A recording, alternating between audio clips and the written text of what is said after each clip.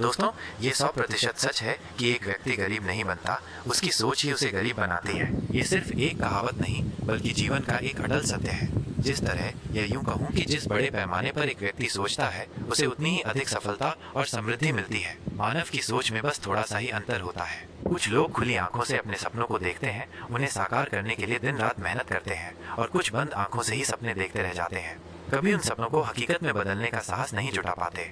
यह वीडियो आज आपको उन गूढ़ रहस्यों से परिचित कराएगा जिनसे आप अपनी गरीबी को हमेशा के लिए अपने जीवन से मिटा सकते हैं और फिर कभी गरीब नहीं रहेंगे। यह सिर्फ धन के बारे में नहीं है, बल्कि उस मानसिकता के बारे में है जो आपको सफल बनाती है।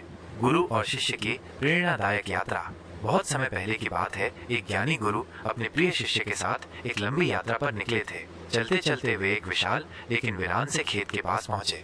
धूप तेज थी और दोनों को भीषण प्यास लगी थी। तभी उनकी नजर एक जीर्ण शीर्ण, लगभग टूटे फूटे से घर पर पड़ी। आशा की एक किरण जगी और गुरु शिष्य दोनों उस घर की ओर बढ़े। उन्होंने दरवाजा खटखटाया। कुछ देर बाद एक दुबला पतला व्यक्ति बाहर आया। उसके कपड़े फटे हुए थे और उसके साथ उसकी पत्नी और 3 बच्चे भी थे जो उसी की तरह दीनहीन दिख रहे थे। गुरुजी ने उनसे पानी मांगा। वो व्यक्ति पानी लाने के लिए अंदर गया। जब वो पानी लेकर आया तो गुरुजी ने उससे पूछा, भाई तुम्हारा खेत तो बहुत बड़ा है, लेकिन इसमें कोई फसल क्यों नहीं है? ये तो बंजर पड़ा है। व्यक्ति ने एक गहरी सांस ली और बोला, गुरुवर, हमारे पास एक भैंस है, वह बहुत दूध देती है। हम उस दूध को बेचकर कुछ पैसे कमा लेते हैं, जिससे हमारा गुजारा हो जाता है। हमें किसी और काम की जरूरत ही महसूस नहीं होती। गुरुजी ने उसकी बात सुनी और कुछ देर तक विचार करते रहे। रात हो चुकी थी, इसलिए गुरुजी ने वहीं रुकने का फैसला किया। जीवन बदलने वाला निर्णय। रात गहरी हो चुकी थी। जब घर के सभी लोग सो गए तो गुरुजी ने अपने शिष्य से कहा, बेटा उठो, हमें एक काम करना है। शिष्य हैरान था। गुरुजी ने कहा, उस भैंस को जंगल में छोड़ आओ। शिष्य को अपने कानों पर विश्वास नहीं हुआ। वो बोला, गुरुवर, ये क्या कह रहे हैं आप? ये तो उनका एकमात्र सहारा है। अगर भैंस चली गई तो वे क्या खाएंगे?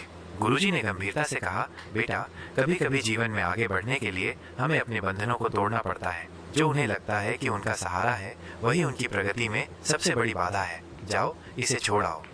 गुरुजी के दृढ़ संकल्प के आगे शिष्य की एक न चली। भारी मन से उसने भैंस को जंगल में छोड़ दिया और वापस आ गया। 10 साल बाद एक नई शुरुआत। 10 साल बीत गए। शिष्य अब एक ज्ञानी और सफल शिक्षक बन चुका था, लेकिन उसके मन में हमेशा उस परिवार का ख्याल आता था। वह जानना चाहता था कि भैंस के जाने के बाद उनका क्या हुआ होगा। उसने उस व्यक्ति से दोबारा मिलने का फैसला किया। जब वो उस जगह पहुंचा तो उसे अपनी आंखों पर विश्वास नहीं हुआ। जीर्ण शीर्ण घर के स्थान पर एक भव्य और विशाल घर खड़ा था, और बंजर खेत अब फलों के पेड़ों से लहलहा रहा था। बागों में हर तरह के फल लगे हुए थे और उसकी खुशबू चारों ओर फैल रही थी। शिष्य ने दरवाजा खटखटाया और वही व्यक्ति बाहर आया, लेकिन इस बार उसके चेहरे पर चमक थी और कपड़े भी साफ सुथरे थे। शिष्य ने अपना परिचय दिया और पूछा, आपकी जिंदगी इतनी कैसे बदल गई? व्यक्ति की आंखों में हल्की सी नमी आ गई। उसने बताया, गुरुवर, मुझे आज भी याद है वो रात जब हमारी भैंस कहीं गुम हो गई थी। हम सब बहुत दुखी थे, क्योंकि वही हमारी कमाई का एकमात्र साधन थी। कुछ दिनों तक हमें बहुत कठिनाई हुई, लेकिन फिर हमने सोचा कि ऐसे कब तक चलेंगे, हमें कुछ करना होगा। तब मैंने अपने इस बड़े खेत की तरफ देखा। मेरे पास कोई और विकल्प नहीं था। मैंने कुछ फलों के बीज लगाए, कड़ी मेहनत की। शुरुआत में दिक्कतें आईं, लेकिन धीरे धीरे पेड़ बढ़ने लगे और फल देने लगे। आज मैं शहर का सबसे बड़ा फल व्यापारी हूँ। मेरी जिंदगी भैंस के जाने के बाद ही बदली। उसी दिन मैंने अपने जीवन में कुछ नया करने का फैसला किया और उस तथाकथित सुरक्षा को त्याग कर आगे बढ़ने का साहस जुटाया। सीख और प्रेरणा। दोस्तों, इस कहानी से हमें यही सबसे बड़ी सीख मिलती है कि जीवन में कोई बाधा नहीं है। अक्सर हम अपनी बनाई हुई सीमाओं और सुरक्षा के जाल में फंस जाते हैं। जो चीजें हमें सहारा लगती हैं, वही हमारी प्रगति में सबसे बड़ी रुकावट बन जाती हैं। और अगर कोई बाधा है भी, तो उसे देखकर रुकना नहीं चाहिए, बल्कि उसे पार करने की हर संभव कोशिश करनी चाहिए। जीवन में बदलाव ही स्थायी है, और ये बदलाव ही हमें विकास की ओर ले जाता है। आशा है कि यह कहानी आपके लिए प्रेरणा का स्रोत बनेगी और आपको अपने जीवन में आगे बढ़ने के लिए प्रेरित करेगी। अधिक जानकारी पूर्ण और पौराणिक कथाओं को सुनने के लिए चैनल को सब्सक्राइब करें और इस वीडियो में जय श्री कृष्ण अवश्य लिखें।